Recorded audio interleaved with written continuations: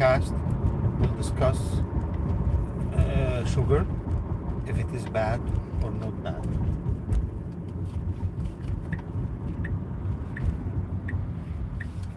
With Instacart, you get groceries that over-deliver.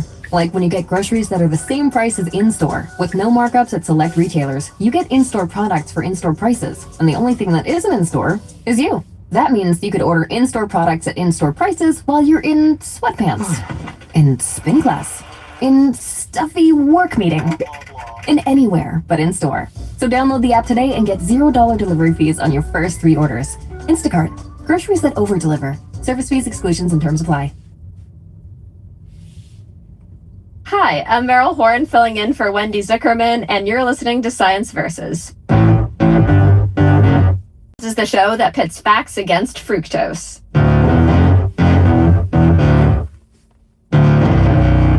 Today, we're looking at sugar. Is it really that bad?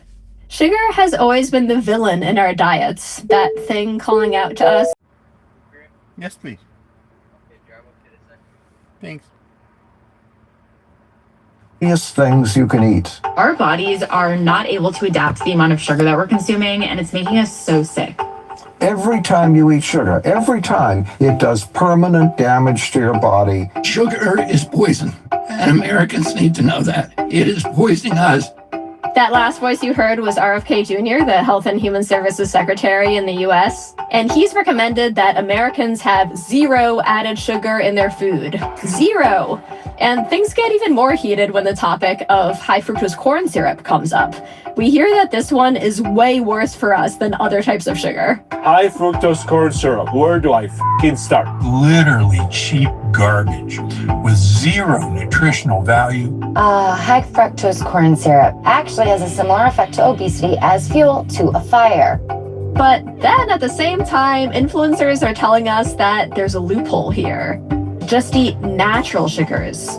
Those are way healthier. So the best alternative is agave. I love good honey. I love maple syrup. The thicker, the darker color, the better. Raw honey has been shown to have a ton of health benefits in many studies. Real maple syrup and why you should be chugging it. We're going to be chugging the research on all of this. We'll find out whether sugar really does such terrible things to our bodies, and if we really can go to town on stuff like honey and maple syrup. Because when it comes to sugar, Where do I f***ing start? duh, with the science. Science versus Sugar is coming up after the break.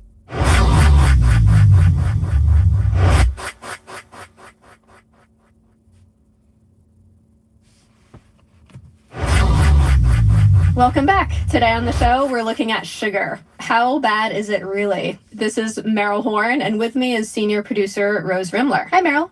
Hey, Rose. So you're often the one that covers nutrition topics on our show.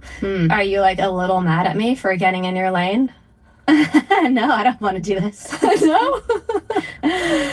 Why don't you want to find out about the science of sugar? Do you have a sweet tooth? I do. Let's see, every morning pretty much, most mornings I put honey on my yogurt. That's what I have for breakfast. And also throughout the day, I eat a lot of fruit. Like I eat fruit at breakfast. I usually have some fruit after lunch. Well, I have some good news for you right off the bat. Can I keep my fruit? Yes, fruit is totally okay. That's one thing that some of the sugar haters get wrong, is that sugar overall is not poison, because we know fruit does have a lot of sugar in it, but it's also one of the healthiest foods you can eat. Is that because of like the fiber and the nutrients? Yeah, the fiber especially. There's a lot of like good stuff in fruit, which makes it healthy to eat overall. So one huge review found that eating more fruit is linked to a lower risk of getting heart disease, some types of cancer, type 2 diabetes. So that's one reason why sugar is not just terrible for us overall. And another one is that we know that whenever we eat stuff with sugar in it, our bodies do use some of that for energy, right? This is like quick source of energy. And that's why like you see marathon runners having that like sugar goo stuff. It can be converted really quickly into energy, unlike other things like fat. Yeah, like if I was cycling the Tour de France, I would be like, they could have all the syrup I wanted, I assume. Yeah. So yeah, there is some good here. But for the sugar haters, they're not really coming for your like fruit. They're more worried about the sugar that gets added to stuff like soda, cakes, your ice cream. Meryl, I think you're underestimating the kookiness of people on the internet. They come for the fruit too. Well, they're wrong. Don't let them do that. But this concept of like added sugars being the thing you have to worry about, that's familiar to me. Yeah. And I think that I've seen that for sure online. The whole like no added sugars is, that's definitely like a thing that's out there. That's the big concern, right? So that's what we're really going to dive into. Let's look at whether it does make us gain weight first, since there's this idea that when we eat sugar, it really like packs on the pounds compared to eating other stuff. Oh, like sugar is like gram for gram, like more fattening than other nutrients. Okay. And so one of the first studies that shed light on this was done by Professor Jim Mann at the University of Otago in New Zealand. He did it like 50 years ago, actually, back in the 70s. But funnily enough, I can remember that study very clearly. Oh, really? Because of the way it turned out. Ooh. And so, it really stuck with him.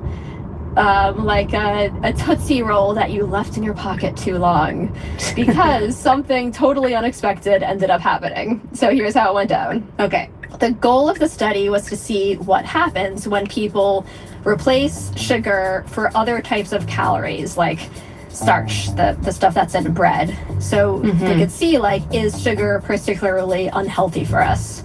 So here's what they told the volunteers. We said, look, we want you to give up X amount of sugar and replace that with starch to see the effect. So ditch the dessert and have some pasta instead? So, So we had a dietitian, excellent dietitian, who worked with these people on a regular basis, and highly motivated people.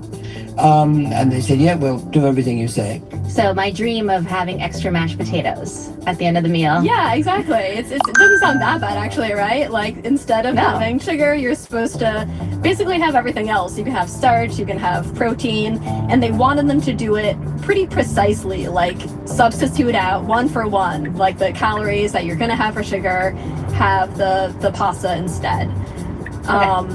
But what ended up happening is that instead of doing that 1 for 1 replacement, they ended up eating less overall.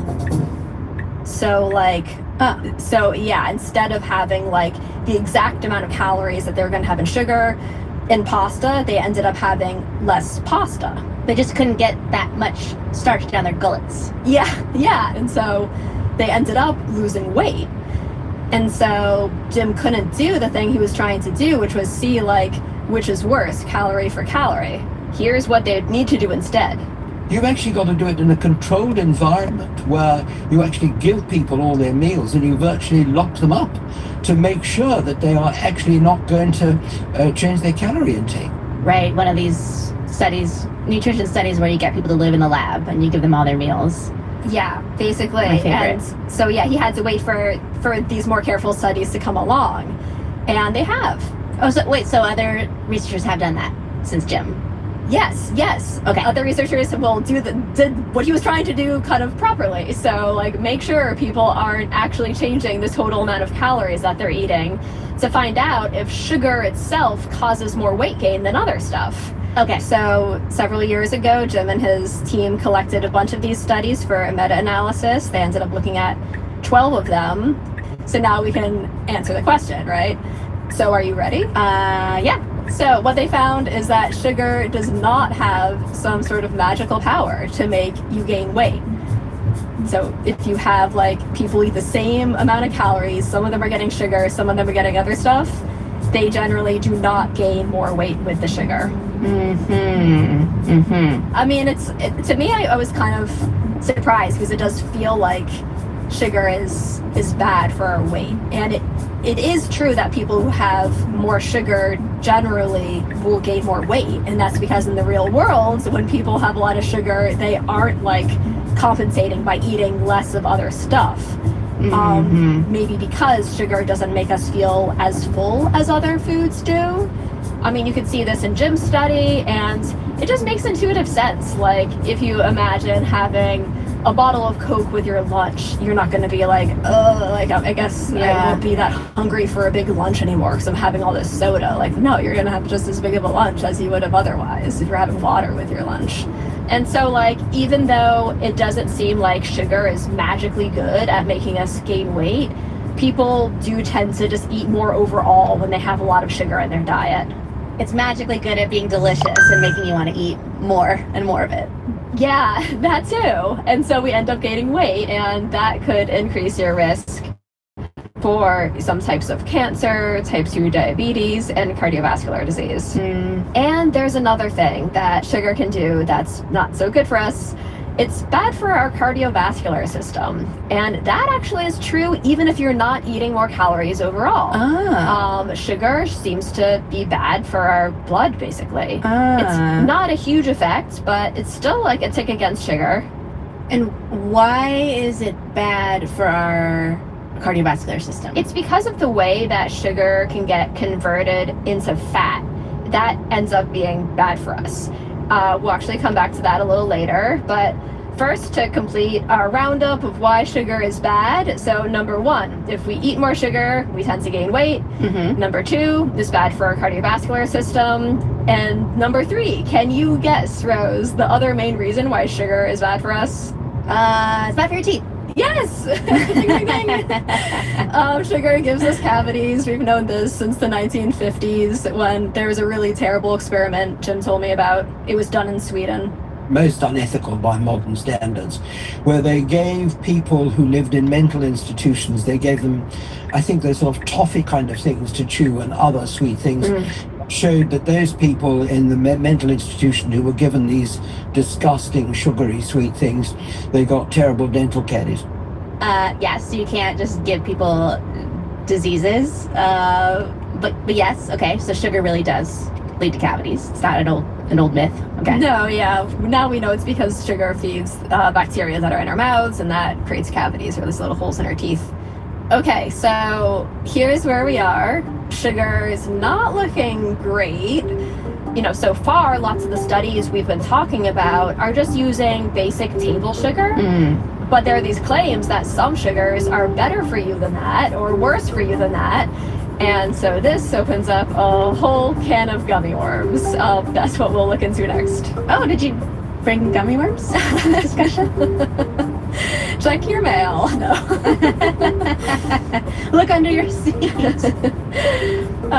So next up, we're going to tell you whether high fructose corn syrup really is the big bad wolf, whether honey or maple syrup is the way to go, and the answers might surprise you.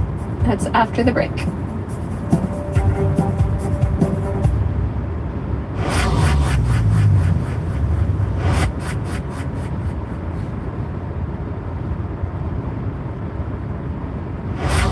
Welcome back.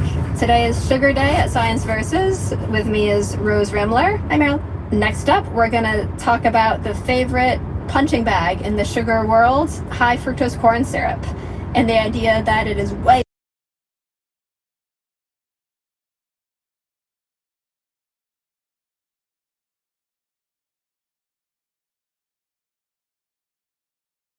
firm that they're going to do that soon. So, of course, all the talking heads weighed in on high fructose corn syrup. A lot of folks, I personally agree with this, find high fructose corn syrup kind of creepy. I like cane sugar better because it's more natural. High fructose corn syrup, it comes from corn, but I don't think it remembers what a corn looks like. This is kind of an old one too, right? I mean, this was big in the 90s. I remember this being an issue when I was a little kid. Yeah, that high fructose corn syrup is like particularly bad for us. Yeah, maybe it's a California thing. I don't know. Did it just reach the East Coast? Because California, we've been talking about this since like 1975. So do you get bad vibes from high fructose corn syrup? Everybody in California knows that the vibes are really bad with high fructose corn syrup. But to find out if it's more than just bad vibes, I called up Dr. Kimber Stanhope. She's a research nutritional biologist at the University of California, Davis, and her specialty is sugar. So she's been very popular this past news cycle. Have you been getting flooded by requests from reporters to talk about this right now? Definitely a lot. You're late. So there actually is a legit reason why high fructose corn syrup might be bad for us. It's because of the fructose. That's one of the basic sugar building blocks along with glucose. And at one point, like in the 80s, scientists were thinking that fructose might actually be better for us than other stuff like glucose. Oh. Because fructose doesn't raise our blood sugar like glucose does. Oh, okay. So maybe good, especially if you have diabetes. But those glory days of fructose didn't last long because pretty quickly studies started coming out finding that fructose has its own set of problems. So one big one is that it often gets turned into something called triglycerides.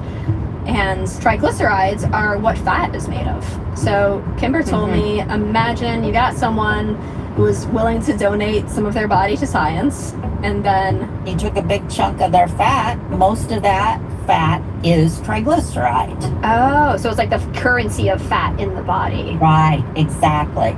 Does it look like anything, like under a microscope? Pure oil. So most of, your oils at home that you cook with, that is nearly pure triglyceride. Oh. So like in the blood, it forms these droplets. And over time, though, these droplets can start like stacking up in our blood vessels. They almost sort of round out the edges and look like a layer, bricks, but freeform bricks. Like squishy bricks? Yeah. And that layer of squishy bricks narrows the blood vessels, and that can raise your blood pressure and up the chance of you getting a stroke. Okay, so the reason fructose is a bad guy is that it gets turned into triglycerides. Triglycerides cause these like fat bricks that can cause all these heart disease issues. That makes sense. But wouldn't that happen with any type of sugar that you eat? Like, why are we blaming fructose here? Like, would that also happen with glucose or something like that? It can't. So it can't. This evil superpower. And now some scientists think that fructose is worse for us than glucose. But earlier you said that fruit is okay, and like, doesn't fruit have a lot of fructose in it? It does, but the fructose in fruit is okay because it's bound up inside the fruit. It's like alongside all that fiber we talked about. But with something like high fructose corn syrup, the fructose there is just kind of free floating. And so there's this concern that that's particularly bad for our bodies. But is it? So Kimber wanted to know, like, what actually happens when you give people this stuff and just compare it to table sugar. So let me tell you about one of the clinical trials she's done. She got 52 adults, and they actually had them move into the wing of a hospital for 3 days in the beginning of the experiment, where they could run a battery of tests on them. We collect blood all day long. We start at 8 o'clock in the morning and we go all the way to 8 o'clock the next day, at least every hour. Wow. And this was to check for stuff like triglycerides and cholesterol. They also got liver MRIs done, since some of those triglycerides can build up in the liver too, which is not good. And they basically wanted to get a really good baseline of where people are at before they started giving them any sugar. Like everyone had to eat the same food while they were there, like salad. The complaints I got about that salad went on and on. I got so tired of people saying, "Oh, I can't eat all this salad." Like this much. I mean, it was not an enormous salad. Was it like iceberg lettuce and really bad bland tomatoes, though? She defended it. She was like, no, this was like a tossed salad, so tomatoes, cucumbers. Oh. But people did seem to like the next part of the experiment more. They get to go home now, and they get to drink lots and lots of Kool-Aid. Now, what was the Kool-Aid flavor? Was it the fruit punch one? And they got to choose. Ooh. I actually many times stunned the cashiers coming through with easily 1,000 packets of Kool-Aid. Oh my gosh. Oh my gosh, you really like Kool-Aid, don't you? But I usually waited for it to be on sale. But And the Kool-Aid they got was sweetened with either table sugar or high fructose corn syrup. So that was the big difference between the two groups once Yes. they went home. Was they either drank a lot of table sugar, sugary Kool-Aid, or high fructose corn syrup Kool-Aid? Yes, exactly. Okay. Yeah, they had to have it 3 times a day, and they didn't know which one they were getting. So now, after 12 days of that, they go back to the hospital again so they can redo all those tests, and now we can finally see how bad the high fructose corn syrup is. So I asked Kimber, was high fructose corn syrup any worse for people than normal table sugar? No, No. there was never a difference, a significant difference between the two. Wow. So what would they have seen if there was a difference? So they're looking for at the triglycerides and like fat in the liver, and you'd expect that if high fructose corn syrup was worse, you would see more triglycerides, more liver fat in that group. But instead, they saw a rise in both groups, but there wasn't a difference between the two. So yeah, I asked if Kimber was surprised. No, I wasn't surprised at all. The results were actually pretty much exactly what I would have expected. She didn't drink the Kool-Aid about high fructose corn syrup. No. I'm surprised. I don't know. I am and I'm not. Like, I know that so much of what we are told about nutrition is BS. So like, I'm not surprised this thing is BS, but I am like, I do have this this internal feeling that like high fructose corn syrup has got to be pretty bad, right? And that's interesting that at least on these measures it was the same as just plain old sugar. Yeah, I was surprised too. I mean, but the reason, once you find out like what high fructose corn syrup is, it makes a lot of sense. So I've been kind of holding back on you for dramatic effects, but okay. Basically, high fructose corn syrup does not actually have that much more fructose in it than normal table sugar. Really? Yeah. Despite the name. But it's just the name. Yeah. So basically, both are made out of 2 things, fructose and glucose. High fructose corn syrup is often 55% fructose. Do you want to guess how much fructose is in table sugar? Well, you told me it's not that much of a difference, so Yeah. 50%? Yeah. It's half and half. Okay. So yeah, they're pretty much on par. So it's slightly high fructose corn syrup. Yeah, it's in this case it was slightly higher, and so that's why Kimber also wasn't surprised. That difference is not enough to show up, at least in a 2-week study. So it's not like it doesn't deserve its stigma, high fructose corn syrup. No. And other studies have backed this up. It's funny, you'd think that if this is the case, the people behind high fructose corn syrup would have rebranded ages ago. Yeah. Because if they could just be like, if they just call it something else, then they wouldn't have had this whole mess, maybe. They actually tried to, there was like a Oh. campaign where they tried to change it to just corn sugar. But the okay. problem is when they first invented it, they called it high fructose corn syrup because the thing that came around first was just corn syrup, and that didn't have any fructose in it at all. So that was low fructose. That was basically no fructose. And then they started adding fructose to it to make it sweeter, and that's why they called it high fructose corn syrup. It's higher than nothing. So it's sort of a misnomer. And sometimes it actually has less fructose in it than table sugar. So, but I think they're probably regretting their decision pretty strongly now to call it that, because now it's kind of stuck. So maybe this is ignorant, but table sugar, that's from beets, sugar cane, or both? Yeah, those are the 2 Okay. main sources, are either beets or sugar cane, and that in both cases it's half and half, so 50% fructose, 50% glucose, which, by the way, means that there's like no real reason to think that cane sugar is like especially healthy for us when it's basically the same thing as high fructose corn syrup when you look at what makes it up. But so does this change your mind after all your brainwashing growing up in California about how terrible high fructose corn syrup was? Are you gonna go put some of that now on your yogurt? Corns. It's very hard to undo brainwashing, but I do genuinely. Now my question is like, maybe high fructose corn syrup isn't worse than other types of sources of sugar, but does that mean they're all bad? Because like, I think some, hippies like me, we get a little bit of a squeeze of pleasure when we use agave or honey or something instead of like high fructose corn syrup. So does that mean like the natural sugars they're just as bad as high fructose corn syrup? Well, that's what we're going to look at next. So let's start with agave syrup. You know, you'll see this in fancy coffee shops. You can get it in your smoothie. But I couldn't find that much research backing up this idea that agave deserves this like wellness glow up. So there's barely any research on it in humans at all.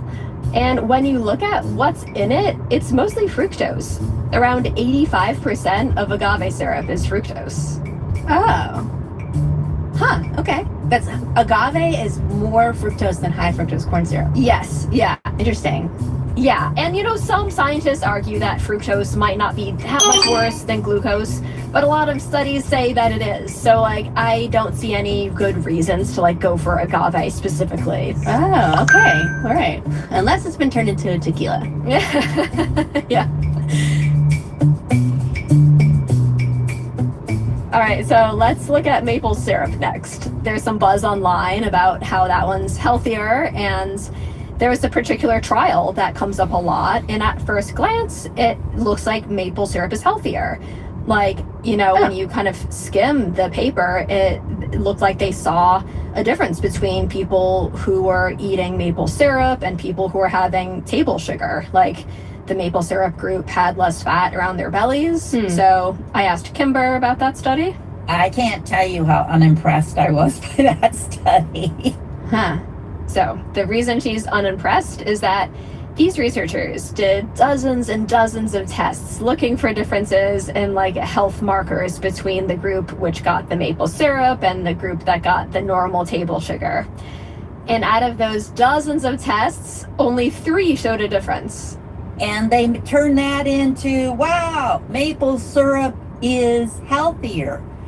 But any statistician will tell you, no, wait, that's within the odds of random chance. Right. You do that many study, and some of them will happen to turn up positive, especially when their p-values are like 0.047 for one of them. Good so for you. Oh my God, Meryl, I'm so impressed you said that. You know exactly what I'm talking about. Yes, exactly. Yeah, okay, that's classic.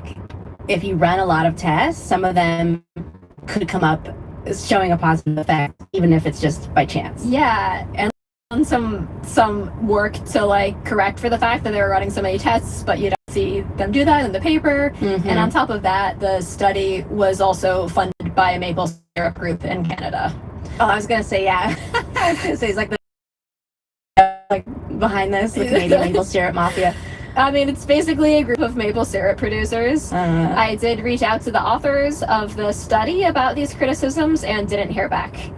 But yeah, this was the most impressive study I could find on maple syrup. So I think it's delicious, but I don't think we have good evidence that it's healthier.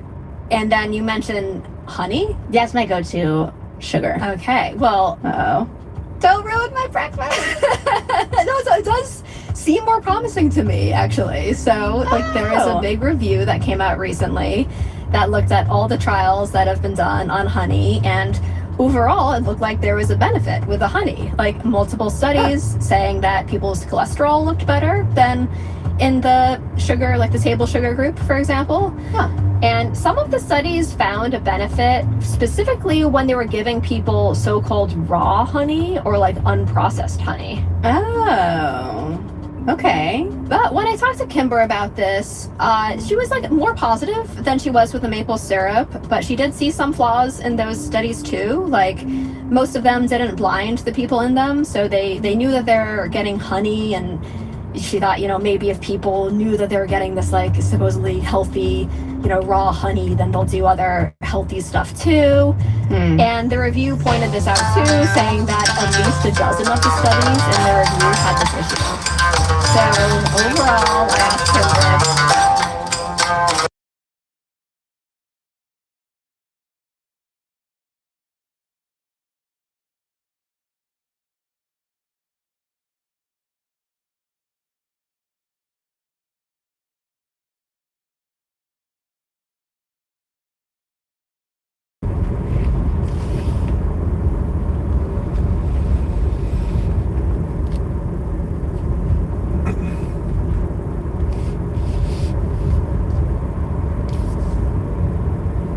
sugar. Like the maple syrup group had less fat around their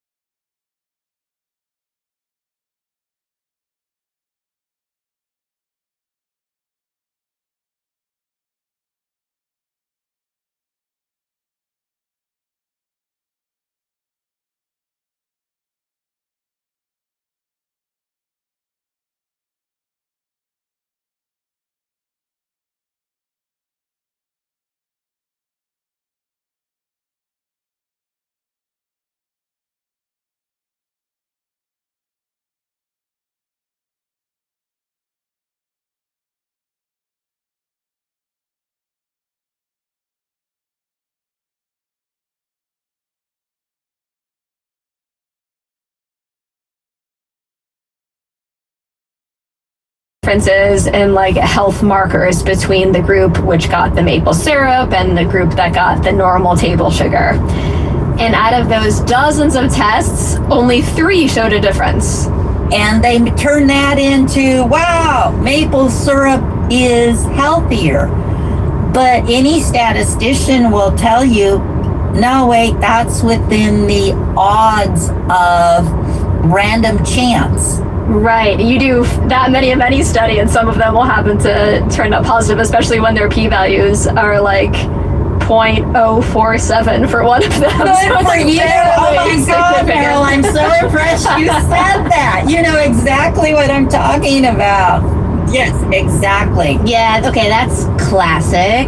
If you run a lot of tests, some of them could come up as showing a positive effect, even if it's just by chance. Yeah, and like they could have done some work to like correct for the fact that they were running so many tests, but you don't see them do that in the paper. Mm-hmm. And on top of that, the study was also funded by a maple syrup group in Canada. Oh, I was gonna say, yeah. I was gonna say, it's like the Canadian mafia was like behind this, the Canadian maple syrup mafia. I mean, it's basically a group of maple syrup producers. I did reach out to the authors of the study about these criticisms and didn't hear back. But yeah, this was the most impressive study I could find on maple syrup. So I think it's delicious, but I don't think we have good evidence that it's healthier. And then you mentioned honey? That's my go-to sugar. Okay, well, don't ruin my breakfast. It does seem more promising to me, actually. So, like, there is a big review that came out recently that looked at all the trials that have been done on honey, and overall, it looked like there was a benefit with the honey. Like, multiple studies saying that people's cholesterol looked better than in the sugar, like the table sugar group, for example. And some of the studies found a benefit specifically when they were giving people so-called raw honey or like unprocessed honey. Oh, okay. But when I talked to Kimber about this, she was like more positive than she was with the maple syrup. Flaws in those studies too, like most of them didn't blind the people in them, so they knew that they're getting honey, and she thought, you know, maybe if people knew that they were getting this like supposedly healthy, you know, raw honey, then they'll do other healthy stuff too. And the review pointed this out too, saying that at least a dozen of the studies in their review had this issue. So overall, I asked Kimber, bottom line, if you're trying to decide what to put on your yogurt, should you pick honey over maple syrup or like brown sugar? Possibly, yeah, but I would forgo it completely and learn to put fruit on. But do you think because there's a little bit of evidence that maybe it's better for like certain things, it's worth substituting it in? It is questionable enough that if I was forced to make the decision between natural unprocessed honey versus sucrose or any other form of sugar, I would pick the honey. If someone had a gun to your head, Kimber, Right, must yes. add one. That's how you'll have to phrase it. Okay. So, Rose, how does that make you feel about your honey? Well, here's what I would say. By adding some honey to this slop that I make, honey makes me more likely to eat these other things that definitely have a lot of nutrients. I have like plain Greek yogurt, lots of protein in there, and I do put fruit on it, Kimber, but it's still kind of sour depending on the fruit, and I'll put some nuts or nut butter. I feel like she'd give me a gold star for all of that. And if adding a tablespoon of honey on that gets me to chow down on that every morning, I feel like it's probably okay, but maybe not. I don't know. Yeah, I mean, that brings us to this bigger question of like, overall, should we be feeling guilty about having some sugar in our lives? Like, Kimber's sort of a stickler when she says, you know, you really shouldn't have any added sugar. But other scientists are like, oh no, like a little is okay. So like, let's look at what the World Health Organization says. They focus on something called free sugar. This is basically the sugar that's added to stuff. And so they recommend that you don't have more than 10% of your total calories be made up of this sugar. And research backs this up. Like one big study I found looked at how much sugar people ate and then their risk of dying from cardiovascular disease. And you can see the risk of death starting to creep up around this 10% mark. Oh, risk of death. Okay. So 10% of your daily calories is not like that intuitive. Can you give me some something I can really sink my teeth into? Yeah, so for someone who has 2,000 calories a day, that 10% comes out to 50 grams of sugar. So, for example, a can of Coke has about 40 grams of sugar in it. So that would be most of your sugar budget right there if you had a can of Coke. Or you could have like 3 chocolate croissants. That's roughly 50 grams of sugar. Well, because I only put that little nugget of chocolate in there. Yeah, it's not actually that much, but that still made me feel better. So you're still eating 3 croissants. Yeah, I'll have 3 croissants. Some other issues there. So to me, I was like, oh, that's not too bad. So I talked about this with Jim Mann, since he actually helped the World Health Organization come up with that 10% recommendation. Does that mean I can have like a cupcake? Like, what does that mean? Can you have a cupcake? Sure, you can have a cupcake. But if you have a cupcake, then don't have something else. I mean, I had this morning with my coffee, I had some cheesecake. Because there's a certain bakery in this town that makes very good cheesecake, and my daughter happened to produce some cheesecake from this bakery, and I absolutely enjoyed it. But I've made a mental note before we had this conversation without even thinking, well, that's my dose for the day, and I enjoyed it, and it was really good, and it enhanced my well-being. But not have a dessert tonight. But you didn't feel guilty about having that slice? No, I didn't feel. I thoroughly enjoyed it. Yeah, that's reasonable. I mean, full disclosure, I had a piece of cake before jumping on this call. I made a cake over the weekend. Before I studied the science of how bad sugar is. I just gobbled it down. And I had honey on my yogurt. So I'm actually probably over budget today, but I'm definitely not going to have any more sweets the rest of the day. So I like his approach, yeah. Yeah. Well, thanks, Rose. Thanks, Sprout. So we have 60 citations in this episode. If you want to look at any of those, read more about sugars, then check out our transcripts. The link is in the show notes. And the last citation is a special treat, a link to an episode of Science Versus that was...